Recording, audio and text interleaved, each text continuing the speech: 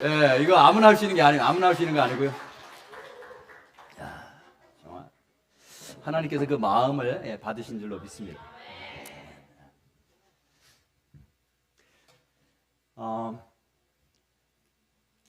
제가 그 휴가를 맡아서 이제 주일날 이제 다른 교회 가서 예배를 드리고, 이제 그날 이제 샌안토니로 돌아와서 또 이제 샌안토니 저희 집에서 잠을 잤어요. 그리고 이제 월요일날 아침에 눈을 딱 떴는데, 떠서 이제 침대에서 시계를 이렇게 보니까 아침 6시 45분인 거예요. 아침 6시 45분. 근데 something wrong. 뭔가 잘못됐어. 뭐가 잘못됐지? 어디 늦은 것 같은 거예요, 제가. 6시 45분. 이런 시간은 있을 수가 없는데. 내가 어디에 늦었지? 새벽 기도 늦었나? 했는데, 월요일이잖아요, 월요일. 어디 늦었지? 침대에서 차마 일어나지 못하고 뒹굴다가 6시 45분. 내가 어디 늦었지? 벌떡 일어났어요, 제가. 벌떡 일어나서 제가 소리를 쳤어요. 여보! 나 비행기 놓쳤어. 비행기 시간이 7시 30분이었던 거예요. 7시, 그날 7시 30분인데 제가 6시 45분에 눈을 뜬 거예요. 보통 이제 공항 가려면 2시간 전에 가거든요. 그러니까 7시 30분이니까 5시 반에는 떠나야 돼, 집에서. 5시 반까지는 공항에 가야 되는 거죠. 그러려면 1시간 전에는 일어나야 되는 거예요, 최소한. 그래서 4시 반에 일어나도록 제가 알람을 맞췄어요. 2개를 맞췄죠. 4시 20분, 4시 30분. 그런데 완전 실신해서 제가 잠이 드는 바람에 그 알람 소리를 전혀 못 듣고 딱 일어나는데 6시 45분. 비행기가 출발하는 시간이 7시 반인데. 그래서 여보, 나 비행기 놓쳤어. 근데 가만히 생각해 보니까 아직 비행기가 떠나진 않았어요. 그래서 여보, 내가 포기하고 싶진 않아. 한번 가봐야 되겠어, 공항에. 그러면서 뭐 세수도 못하고 옷만 입고 뛰어나갔어요. 한 10분 정도 걸렸겠죠. 차 타고 또 막 가는데 감사하게도 신호등이 안 걸리는 거예요. 안 걸리고. 그 다음에 도로 사정도 너무 좋은 거예요. 그래서 막 가는데 가면서 제가 이제 생각을 하는 거예요. 시큐리티 체크포인트가 있는데 거기 사람들이 줄을 서 있으면 내가 무슨 말을 하면서 어떻게 익스큐즈라고 그 앞까지 가야 되나? Excuse me, I'm late 하면서 어떤 말을 해야 되나? My flight 뭐 이러면서 어떤 말을 해야 될까 막 고민하면서 이제 가는 거예요. 그러다가 나 기도해야 되겠다. 그래서 이제 하나님께 기도를 했어요. 하나님, 체크포인트에 사람이 없게 해주세요. 그게 편하겠더라고요. 제가 가서 일일이 익스큐즈 하는 것보다는 하나님이 사람을 없게 만드시는 게 편할 것 같아. 그래서 제가 하나님 체크포인트에 사람이 없게 해주세요. 그래서 딱 갔는데 딱 도착한 게 7시 13분이에요. 7시 반에 이륙은 하지만 비행기 문은 10분 전에, 15분 전에 닫잖아요. 그래가지고 뛰어 들어갔는데 체크포인트에 딱 갔는데 제 앞에 두 사람이 있는 거예요. 두 사람. 두 사람. 그것도 제가 지갑에서 제 아이들을 꺼내는 동안에 사라졌어. 제 차례가 바로 왔어요. 그래가지고 체크포인트를 통과하고 근데 게이트가 또 체크포인트에 바로 옆에 있는 거예요. 갔는데 게이트 B4 갔는데 아무도 없어요. 이미 문 닫혔어. 이미 문 아무도. 근데 여자 직원이 한 사람이 딱 나타나더니 무전기를 딱 들고 라디오를 딱 들고 You are Mr. E? 그러면서 내가 문 열어줄게. 잠깐만 기다려. 그러면서 뭐라고 막 얘기를 하면서 문이 딱 열렸어요. 제가 딱 들어갔는데 저를 공항에 데려다준 제 아내가 비행기에 탔어? 그러면서 놀라가지고 카톡으로 하나님께 정말 감사하네 이렇게 카톡을 보냈어요. 6시 45분에 일어났는데 7시 반에 떠나는 비행기를 제가 타봤어요. 이게 꿈과 같은 일인데 그게 되더라고요. 근데 그 모든 과정 가운데 마치 꿈꾸는 것처럼 공중에 떠가는 것처럼 인도하시는 것이 제가 느껴졌어요. 하나님께서 도와주시는 게 느껴졌어요. 어떻게 이렇게 신호등도 안 걸리고 도로 사정도 그렇게 좋고 체크포인트에 사람도 없고 게이트도 바로 옆에고 거기서 여직원이 기다리고 있다 문 열어주고 그러니까 하나님께서 도와주신 거죠.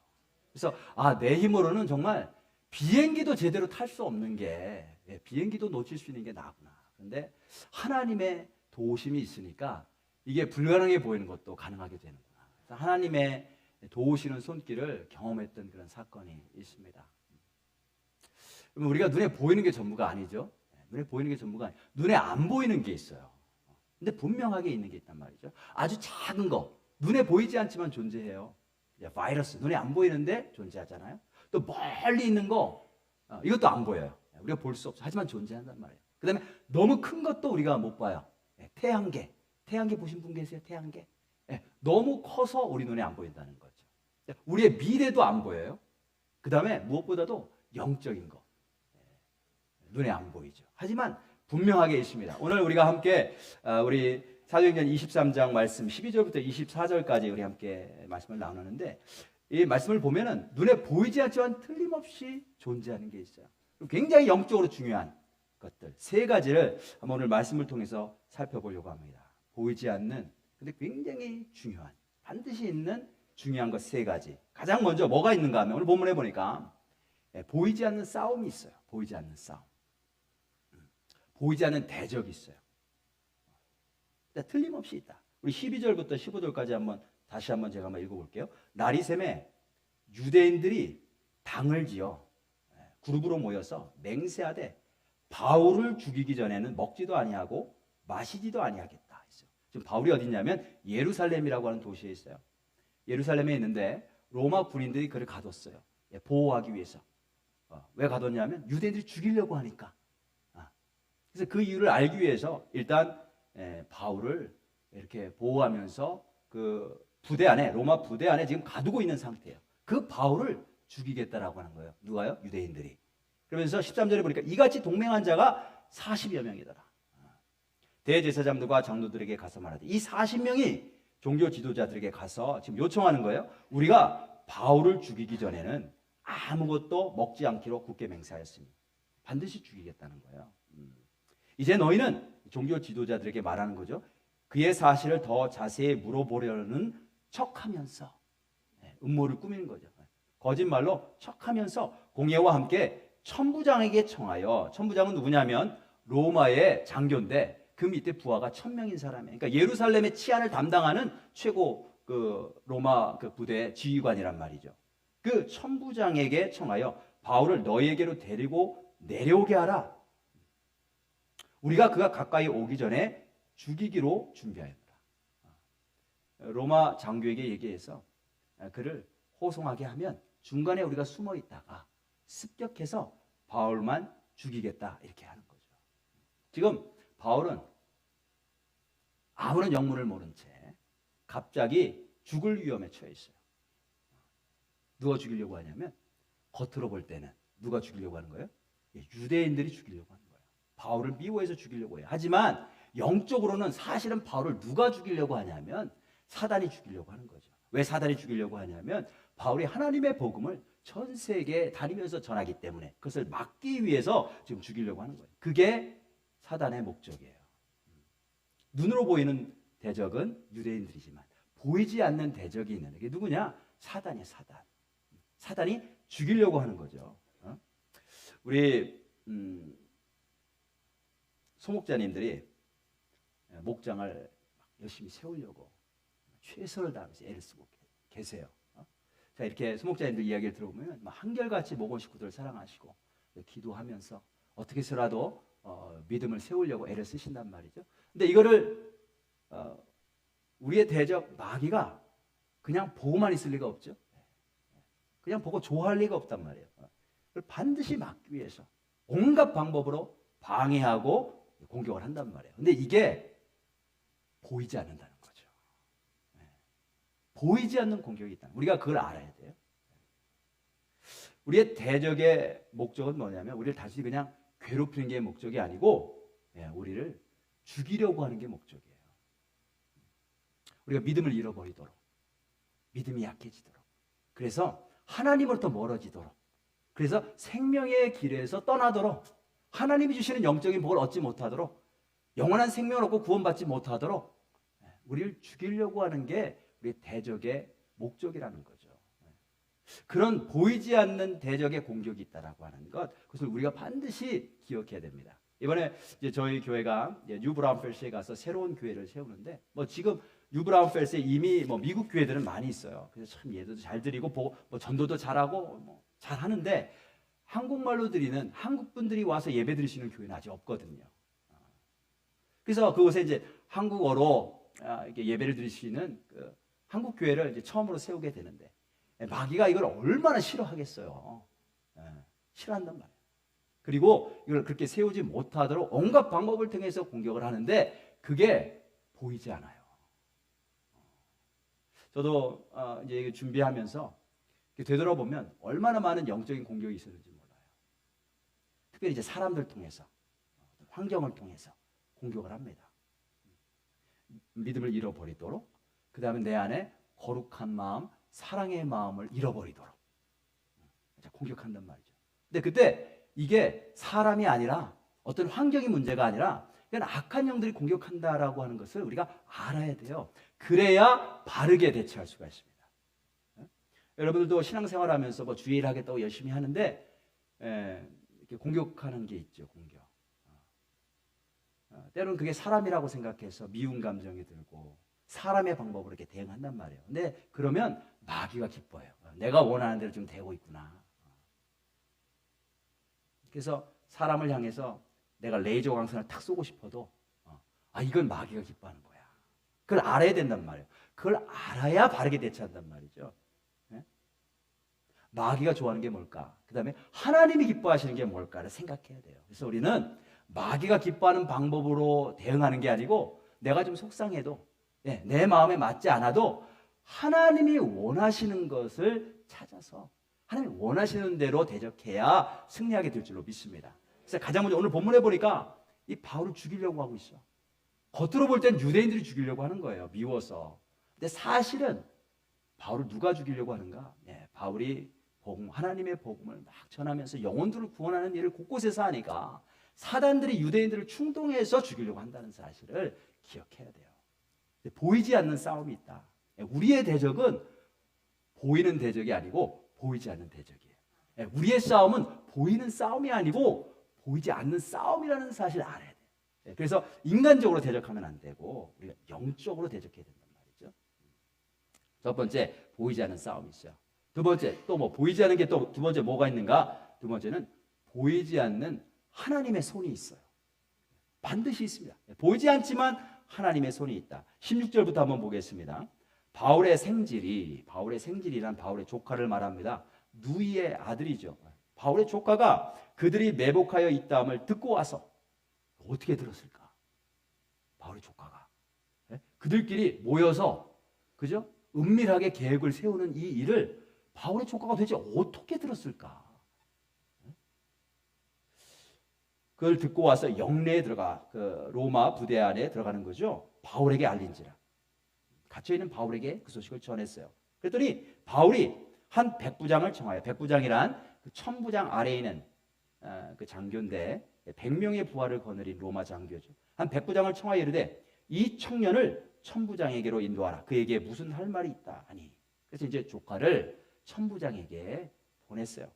18절 천부장에게로 데리고 가서 이르되 죄수 바울이 나를 불러 이 청년이 당신께 할 말이 있다 하여 데리고 가기를 청하더이다 하매 천부장이 그의 손을 잡고 물러가서 조용히 묻되 내게 할 말이 무엇이냐. 대답하되 조카가 대답하는 거죠. 유대인들이 공모하기를 그들이 바울에 대하여 더 자세한 것을 묻기 위함이라 하고 내일 그를 데리고 공회로 내려오기를 당신께 청하고자 하였으니 당신은 그들의 청함을 따르지 마옵소서. 그들 중에는 바울을 죽이기 전에는 먹지도 않고 마시지도 않기로 맹세한 자 40여 명이 그를 죽이려고 숨어서 지금 다 준비하고 당신의 허락만 기다리니라. 이에 천부장이 청년을 보내며 경고하되 이 일을 내게 알렸다라고 아무에게도 이르지 말라. 지금 바울이 유대인들의 계획을 천부장에게 알렸어요. 천부장이 이 조카의 이야기를 듣고 바울의 조카의 이야기를 듣고 믿었을까요? 믿었죠. 여기 보니까 이 바울의 조카가 어떻게 그 유대인들이 숨어서 계획하는 것을 다 들었을까? 어떻게 듣게 되었을까? 하나님의 도우심이 있었던 거예요. 하나님의 손길이 있었던 거예요. 또 천부장이 로마 최고의 그 지휘관이 어디서 나타난지 모르는 바울의 조카의 말을 듣고 어떻게 믿게 되었을까? 하나님께서 도우신 거죠. 하나님께서 그의 마음을 움직이셔서 믿게 하신 거예요. 근데 하나님이 이렇게 역사하셨다? 이런 기록은 성경에 없어요. 근데 하나님이 지금 하고 계시다라고 하는 것을 우리는 알죠. 예, 어떻게 알아요? 예, 믿음의 눈으로 보니까. 예, 조카의 이름이 나오지 않습니다. 왜 조카 이름이 나오지 않느냐 하면 하나님이 하신다라고 하는 것을 우리에게 간접적으로 알리기 위해서 그런 거예요. 하나님이 조카가 아니라 하나님이 하신 거다. 이 지금 40명이 이 바울을 죽이지 않으면 우리가 먹지도 않고 마시지도 않겠다. 그런데 바울이 안 죽었잖아요. 굶어 죽었어야 되는데 맹세했으니까 굶어 죽었어야 된단 말이에요. 하나님께서 도우시면 아무리 40명이 힘을 합쳐도 바울을 결코 해할 수가 없다는 사실을 우리가 알 수가 있어요. 심지어 나라가 일어난다고 해도, 온 나라가 일어나서 대적한다고 해도 하나님이 도우시면 바울을 해할 자가 없는 거예요. 성경에 보면 에스더라고 하는 책이 있습니다. 그 에스더라고 하는 책에 보면 유대인들의 대적들이 다 일어나서 유대인들을 다 몰살시킬 계획을 세우고 진행하죠. 그런데 하나님께서 개입하셔서 유대인들을 철저하게 보호하시고 오히려 그 대적들을 다 죽이시는, 멸망시키시는 사건이 기록되어 있어요. 그런데 에스더서의 특징이 뭐냐면 그 에스더서를 읽어보시면 하나님이라고 하는 단어가 단 한 번도 안 나온다는 거예요. 하나님이 이렇게 하셨다? 한 번도 그런 표현이 없는데 읽어보면 하나님이 역사하시는 게 느껴진다는 거예요. 하나님이 놀랍도록 역사하셔서 보호하시는 것이 보인단 말이에요. 어떻게 보여요? 믿음의 눈으로 보인다. 믿음의 눈으로. 그래서 우리의 삶에는 꼭 우리의 육적인 눈으로 보여야만 하나님이 도우시는 게 아니에요.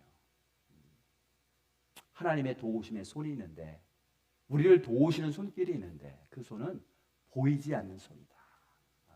보이진 않지만 반드시 내 인생을 돕고 계시는, 인도하고 계시는 하나님의 손이 있다는 거예요. 그걸 볼 수 있어야 된다. 지금 바울을 돕고 계시죠, 하나님이? 죽을 위기에 처했는데 돕고 계시단 말이에요. 제가 이전에 교회에 있을 때에 제가 너싱홈에 이렇게 일주일마다 한 번씩 방문했던 적이 있습니다. 주로 이제 금요일 날 방문을 했는데 하나님이 그런 부담을 주시니까 그냥 순종하는 마음으로 갔던 거예요. 보통 이제 점심시간 전후로 해서 이렇게 방문을 했어요. 방문을 해보면 점심시간이 그렇게 기다려지시나 봐요. 너싱홈에 계신 분들이, 할머니, 할아버지들이 점심시간 되기도 전부터 식당에 와서 기다리고 계셔. 근데 이제 제가 이제 만나서 말씀을 나눈 분 가운데에 자넷이라고 하는 그런 여자분이 계세요. 근데 이분은 식당으로 갈 수 없는 분이세요. 그냥 침대에 누워서 통증이 얼마나 심한지 계속 약을 주니까 갈 때마다 그냥 비몽사몽간이세요. 그리고 이제 그 방까지 식사를 카트에다 갖다 주는데 그 너싱홈에서 가보면 대부분 먹지 않아요. 거의 먹을 수가 없어요. 그러니까 이분은 아주 바짝 말라비었죠. 바짝 말고 가면 늘 언제나 주무시고 있어요. 대부분. 근데 이제 벽에 이렇게 사진이 붙어 있는데 휠체어를 탄 모습, 환하게 웃는 모습이 있어요. 그러니까 이분이 이렇게 되기 전에는 그래도 휠체어를 타고 다니셨던 분이구나 알 수 있어요. 근데 그분을 보면 비록 말랐지만 굉장히 선하고 굉장히 아름다우신 분이세요.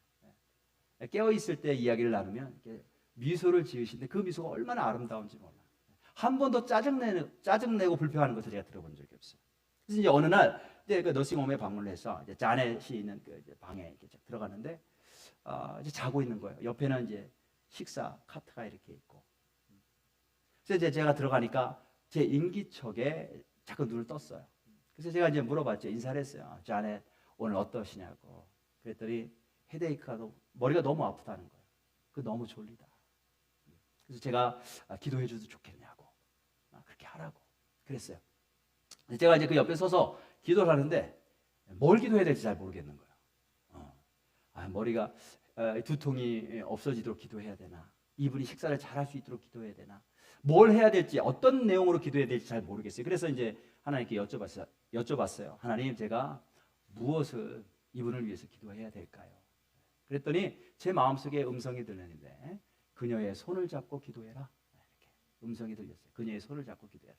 근데 그런 음성이 들리면 조금 난감해요. 당황스러워요. 왜냐하면 이게 내 생각인가? 아니면 이게 하나님이 주신 음성인가? 아니면 또 마귀가 또 장난치는 내용인가?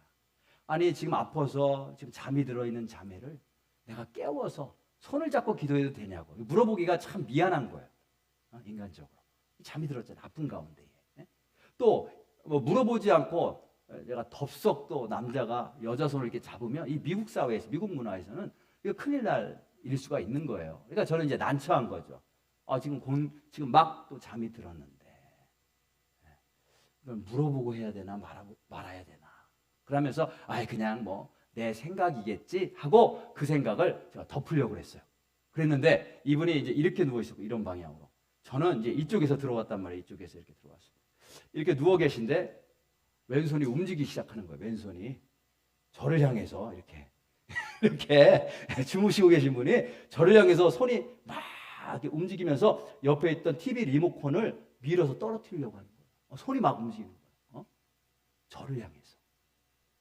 그걸 보면서도 손을 안 잡고 기도하면 정말 완악한 마음이죠. 제가 웃었어요. 하나님 참. 제가 기도 안 하려고 손을 안 잡고 기도하려고 하니까 하나님이 그 자매의 손을 움직이시는 거예요. 그래서 제가 자네 미안한데 내가 손잡고 기도해도 좋겠냐 그랬더니 그렇게 하래요.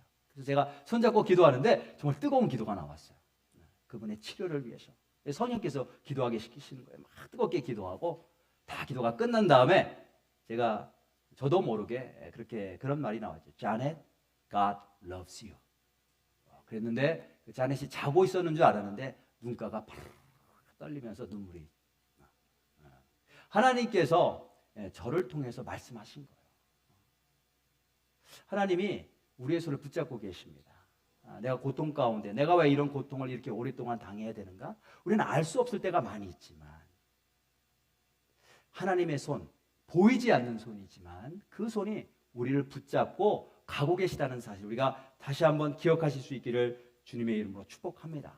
근데 이 하나님의 손은 오직 믿음의 눈으로만 볼 수가 있어요. 하나님이 붙잡고 계십니다. 하나님이 자넷의 손을 붙잡고 계십니다. 그 믿음의 손, 믿음의 눈으로 그 하나님의 손을 볼 수가 있는데 그 하나님 바라보면서 우리가 신뢰해야 되겠죠. 신뢰하고 기도하고 순종하는 것이 우리가 해야 될 그런 응답인 줄로 믿습니다. 그래서 첫 번째 보이지 않는 것들이 이제 여러 개 있는데 그 중에 첫 번째가 보이지 않는 대적이 있어요. 죽이려고 하는 대적. 그 가운데 보이지 않는 하나님의 손이 있죠. 하나님의 손이 지금 바울을 철저하게 보호하고 계시고 철저하게 인도하고 계세요. 마지막으로 세 번째 보이지 않는 것이 또 있는데 그것이 무엇이냐? 보이지 않는 선한 목적지가 있어요. 우리가 가는 길, 내가 어디에 마지막으로 도달할 것인가? 지금은 보이지 않아요. 우리는 알 수 없는 것처럼 느껴지는데 보이지 않기 때문에. 근데 반드시 선한 목적지가 우리 앞에 있다라는 거죠. 우리 23절, 24절 한번 보겠습니다. 백부장 둘을 불러. 누가요? 천부장이 지금 그 부하들에게, 부하 장교들에게 지금 명령하죠. 이르되 밤 제3시에, 지금으로 말하면 밤 9시에요. 제3시에 가이사랴까지 갈 보병 200명과 지금 바울이 어디 있어요? 예루살렘이라고 하는 도시에 있어요. 가이사랴는 북쪽으로 몇 마일 떨어져 있는 도시예요. 그 가이사랴까지 갈 보병 200명과 기병 70명과 창병 200명을 준비하라 하고 또 바울을 태워 총독 벨릭스에게로 무사히 보내기 위하여 짐승을 준비하라 명합니다. 지금 어디로 가냐면 예루살렘에서 몰래 유대인들로부터 보호하기 위해서 옮기는데 어디로 옮겨요? 가이사랴로 옮겨요. 가이사랴는 어떤 곳이냐면 로마의 그 헤르코르가 있는 곳이에요. 이 팔레스타인 땅을 다스리는 로마의 그 총독부가 있는 곳이죠. 그게 가이사랴예요. 거기에는 로마 군인들도 많고 로마 사람들도 많고 그곳으로 지금 바울을 옮기려고 하는 거예요. 왜 옮겨야 되나? 천부장은 바울을 보호하려고 옮기지만 하나님의 손길이 있죠. 하나님이 바울을 지금 어디로 보내시려고 그래요? 로마로 보내시려고. 로마로. 하나님께서 예수님께서 바울에게 알려주셨어요. 밤에 네가 예루살렘에서 이렇게 나를 증거한 것처럼 똑같이 로마에서도 나를 증거해야 되리라. 하나님이 지금 바울을 데리고 가시려고 하는 목적지는 어디냐면 로마예요. 로마. 근데 내가 지금 이렇게 갇혀서 붙잡혀서 죽을 위기에 처해 있는데 내가 어떻게 로마로 갈 수가 있지? 바울은 아마 알 수 없었을 거예요. 그런데 하나님께서 지금 인도하시는데 먼저 가이사랴로 인도하셨어요. 거기서 나중에 이제 배를 타고 로마로 가게 됩니다. 비록 대적들은 지금 바울을 죽이려고 그런 계획들을 세웠지만 하나님께서 그 대적들의 악한 계획을 바꾸셔서 하나님의 선한 목적을 이루는데 사용하신 거예요. 그럼 대적들이 악한 계획을 세운 것, 그게 하나님으로부터 나온 것인가? 그렇지 않죠. 대적들이 그 계획을 세운 것은 그들의 악함으로부터 나왔어요. 그런데 하나님은 그 인간들의 악함을 바꾸셔서 하나님의 선한 목적을 이루시는데 사용하신다는 거예요. 우리 주변에 보면 수도 없이 많은 그런 악이 있고 그다음에 환난들이 있습니다. 그래서 종종 하나님을 믿지 않은 사람들은 그렇게 질문해요. 왜 하나님께서 이런 것들을 일어나게 허락하시는가? 우리 주변에서 우리가 경험하는 모든 악과 환난들은 하나님으로부터 온 것이 아니고 우리 인간의 죄와 타락으로부터 왔죠. 우리 질병도 마찬가지예요. 질병도 사실은 그 원인이 스트레스, 그 다음에 우리는 잘 알지 못하는 엄청나게 퍼져 있는 그런 공해들, 이런 것들이 원인이 되죠. 전쟁도 마찬가지. 전쟁도 인간의 그런 탐욕과 이기심, 여기서부터 나오는 거예요. 근데 하나님은 무엇을 하시는가? 그 모든 악과 죄를 바꾸셔서 우리를 선하게 인도하시고 마침내 주님이 기뻐하시는 선한 목적지로 우리를 인도하시는 것이 하나님이신 줄로 믿습니다. 우리가 가는 마지막 목적지, 선한 목적지예요. 근데 지금은 그게 보이지 않는다는 거예요. 지금 이 바울이 내가 어떻게 로마로 가나? 근데 하나님은 이미 그곳을 향해서 지금 바울을 움직여 가고 계세요. 대적들의 악한 계획이지만 바꾸셔서 선하게 인도하고 계신다는 거죠. 저희 그 교회 목장 가운데 슈퍼맨 목장이라는 목장이 있습니다. 슈퍼맨 목장.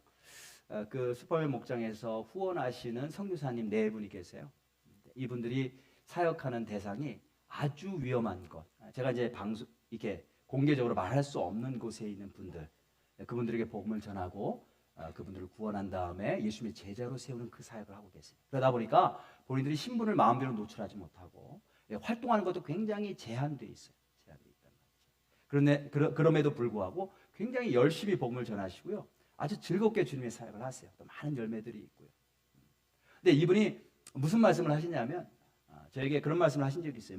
목사님, 만일 우리에게 아이가 있었다면 아마 우리가 선교지로 나가지 않았을 것입니다. 그런 얘기를 하신 적이 있어요. 이분들에게 아이가 없습니다.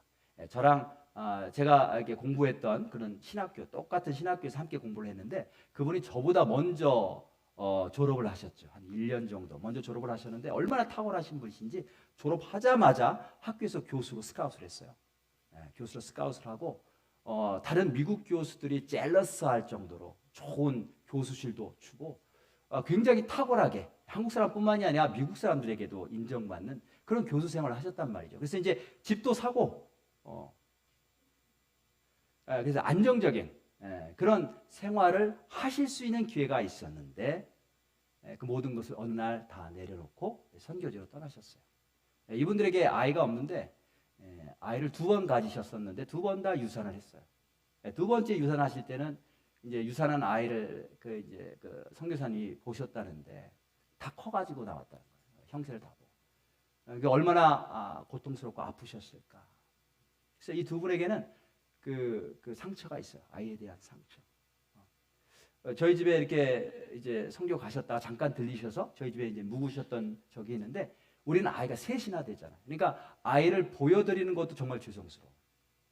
그런 상황이었어요. 근데 이분은 아주 굉장히 유쾌하신 분이 아주 즐겁게 그냥 선교지 얘기를 쫙 하시면서 그래서 웃으시면서 말씀하시는 거예요. 목사님, 만일 우리에게 아기가 있었다면 우리가 선교지로 떠나지 않았을 것입니다.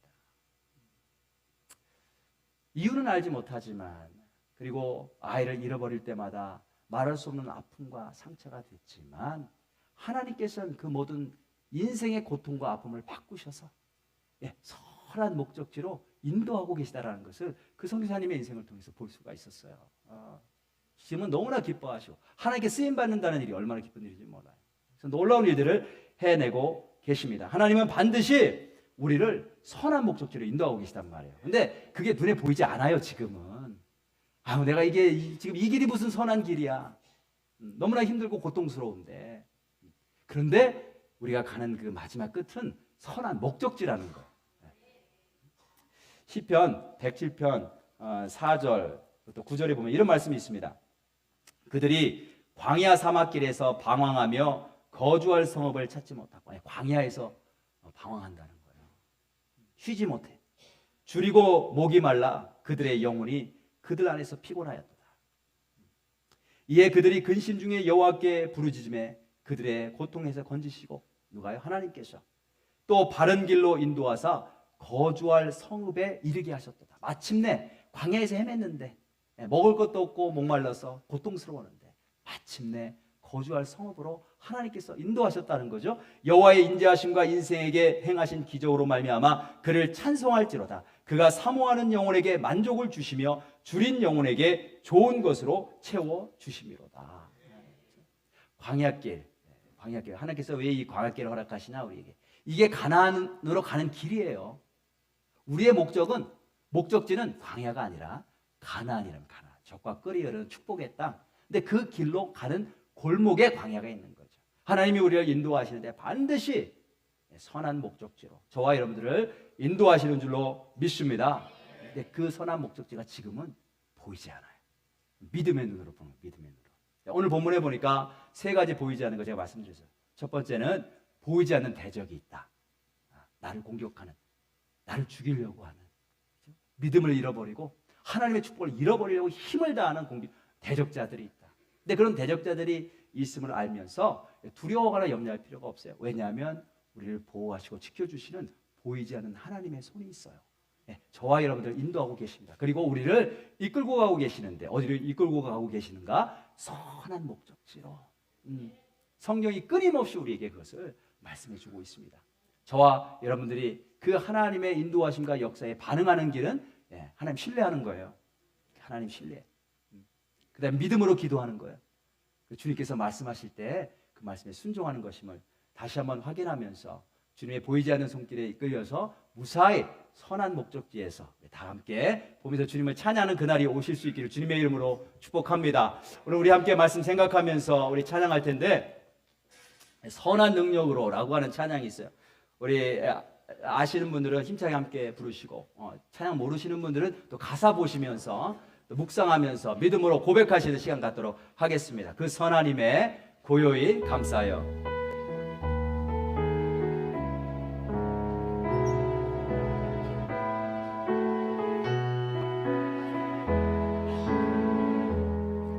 그 선하님의 고요히 감사하여 그 놀라운 평화를 누리며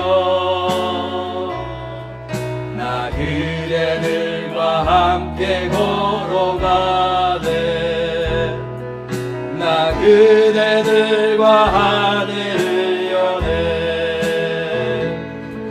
지나가 허물 어둠의 날들이 무겁게 내 영혼 짓눌러도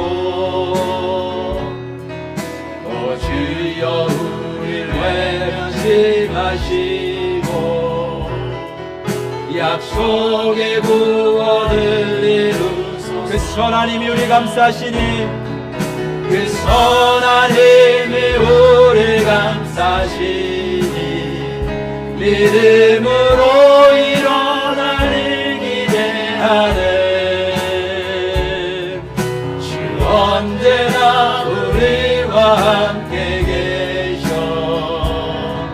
하루도 하루가 늘 새로워. 주께서 밝히신 작은 촛불 어둠을 헤치고 타오르네. 어둠을 헤치고 타오르네. 그 빛에 우리 모두 하나 되어 온누리에 비추게 하소서. 그 선하님이 우리 믿음으로 일어나길 기대하네. 믿음으로 일어나길 기대하네. 주 언제나 우리와 함께 계셔. 하루도 하루가 늘 새로워. 이 고요함이 깊이 번져갈 때, 이 고요함이 깊이 번져갈 때 저 가슴 벅찬 노래 들리네. 다시 하나가 되니 이끄소서. 당신의 빛이 빛나느니라. 그 선하님이 우리를 감싸시니 믿음으로 일어날 기대하네. 주 언제나 우리와 함께 계셔. 또 하루하루가 그 선하님이 우리를 감싸시니 그 선하님이 우리를 감싸시니 믿음으로 일어날 기대하네. 주 언제나 우리와 함께 계셔. 하루 또 하루 나를 세우고. 함께 동서로 기도합니다. 오늘 말씀 생각하면서 기도합니다. 우리를 공격하는 대적이 있습니다. 근데 보이는 사람이 아니라고 하는 사실을 기억해야 됩니다. 우리가 싸우는 것은 혈과 육에 대한 것이 아닙니다. 공중의 권세 잡은 자들입니다. 이 어두움의 주관자들입니다. 하나님, 우리가 그것을 알게 하셔서 보이지 않는 대적이 끊임없이 우리를 굴복시키려고 공격합니다. 그것을 알게 하여 주옵소서. 그것을 알고 바르게 대처할 수 있도록 도와주옵소서. 사람에 대해서 하나님 미움을 갖지 않게 하여 주옵소서. 여러 가지 환경이 열악하다고 해서 낙심하고 믿음을 잃어버리지 않도록 도와주옵소서. 하나님의 보이지 아니하시는 선하신 그 손이 우리를 붙잡고 계십니다. 우리를 철저하게 보호하고 계십니다. 오늘도 하나님 그 손으로 인도하셔서 오늘 이렇게 주님 앞에 서게 되었는 줄로 믿습니다. 그 하나님의 손, 보이지 않는 손이 나를 붙잡고 계심을 다시 한번 믿음으로 고백하며 나아갈 수 있도록 인도하여 주옵소서. 지금 하나님 우리가 당한 내가 겪고 있는 상황, 하나님 나를 어떻게 인도하실지 알지 못하지만 보이지 않지만 반드시 선한 목적지로 적과 끓이는 가나안 땅으로 천국으로 인도하시는 길인 줄로 믿습니다. 그것을 신뢰하게 하여 주옵소서. 믿음으로 주님 바라보게 하시고 입술로 고백하게 하시옵소서. 감사하게 하시고 하나님 힘들고 어려울 때 기도하며 믿음의 기도로 주님께 가까이 나갈 수 있도록 도와주옵소서. 때때로 하나님 우리가 이 모든 문제들 해결하기 위해 주께서 말씀하실 때가 있습니다. 그 말씀이 하나님 내 뜻과 내 생각에 맞지 않는 것처럼 보여도 순종하게 도와주옵소서. 내 상황 속에서 내가 이 일을 할 수 없을 것처럼 보여도 믿음을 가지고 순종하며 나가는 복된 하나님의 자녀가 되기를 원합니다. 이 시간에 우리의 말씀 생각하면서 주님 보이지 않는 이 세 가지가 있습니다. 하나님 이 세 가지를 믿음으로 붙잡고 나아갈 수 있도록 도와주옵소서. 우리 주여 크게 한번 통성으로 부르시고 통성으로 기도합니다. 주여 하나님 아버지 감사합니다. 하나님 우리를 사랑하시는 주님, 하나님 아버지 우리가 이 땅에 살아갈 때에 광야의 길을 걸어갑니다. 하나님 아버지 보이지 않는 그런 아버지 여러 가지 많은 일들이 일어나고 있음을 알게 됩니다. 하나님 보이지 않는 대적이 있습니다. 나를 넘어뜨리기 위해서 믿음을 무너뜨리기 위해서 애쓰고 하나님 아주 악한 일을 하는 악한 대적들이 있습니다. 그것을 하나님 영적인 눈으로 믿음의 눈으로 분별할 수 있도록 인도하여 주시옵소서. 눈에 보이는 사람이 나의 대적이 아닙니다. 난 단순히 이용당할 뿐입니다. 하나님 그 안에서 영적으로 깨어서 하나님이 하고 계신 것을 보게 하시고 악한 대적들을 바라볼 수 있게 하시고 하나님 원하시는 대로 하나님 반응할 수 있도록 인도하여 주시옵소서. 하나님 주의 손으로 붙잡고 가고 계십니다. 그 믿음으로 하나님 갖게 하여 주시고 염려하지 않게 두려워하지 않게 하여 주시고 확신을 갖고 나아가게 도와주옵소서. 하나님 우리의 목적지가 있습니다. 선한 목적지로 하나님이 선하신 뜻을 이루시는 목적지로 우리를 인도하고 가고 계십니다. 그것을 하나님 믿음으로 고백할 수 있도록 하나님 인도하시옵소서. 오늘도 주님 찬양하기를 원하고 광야에서 찬양하는 찬양이 진정한 찬양인 줄로 믿사옵니다. 하나님 아버지 우리가 이 땅 살아갈 때에 광야길을 걸어간다는 사실을 기억하게 도와주옵소서. 아직 이곳이 우리의 최종 목적지가 아닙니다. 아직 이곳이 우리의 본향, 우리의 집이 아닙니다. 하나님 우리가 지금 나그네 길을 걸어가고 있는데 광야에는 수없이 많은 위험들이 도사리고 있습니다. 밤과 낮으로 언제 공격할지 모르는 그런 영적인 대적들이 있습니다. 깨어있게 하여 주옵소서. 영적으로 볼 수 있게 하시옵소서. 육적으로 반응하지 않도록 도와주시옵소서. 영적으로 주님이 기뻐하시는 것을 승리하기를 원합니다. 사랑하게 하시옵소서.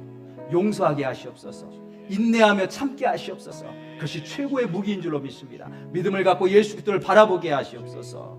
주님의 손이 우리를 철저하게 보호하고 계신 줄로 믿습니다. 두려워하지 않게 하시고 우리가 병상에 있을지라도 우리가 큰 사고를 당할지라도 하나님 아버지 우리가 두려워하지 않게 하여 주옵소서. 염려하지 않게 하시옵소서. 주의 손이 하나님의 자녀는 철저하게 보호하고 계십니다. 그리고 우리를 이끌고 가고 계신 선한 목적지가 있습니다. 우리가 믿음의 눈으로 그것을 보면서 우리가 처한 광야에서 찬양하며 나가기를 원합니다. 광야에서 찬양하는 그 찬양이 진정한 찬양인 줄로 믿습니다. 천국 가서는 누구나 다 찬양할 것입니다. 이 광야에서는 믿음의 사람만, 하나님의 자녀만 찬양할 수 있을 줄로 믿습니다. 광야에서 찬양하게 도와주옵소서. 광야에서 주님을 고백하며 나갈 수 있는 당신의 복된 성도들로 축복하여 주옵소서. 이제는 우리 주 예수 그리스도의 은혜와 하나님 아버지의 원하신 사랑과 성령의 감동과 역사 충만하시며 오늘도 보이지 아니하시는 그 하나님의 손으로 우리를 붙잡고 가고 계시고 우리를 선한 목적지로 그 구원의 길로 인도하고 가고 계신 그 하나님을 믿는 믿음으로 찬양하고 돌아가는 당신의 귀한 백성들 머리머리 위에 지금부터 영원까지 함께 하시기를 간절히 축원하옵나이다. 아멘.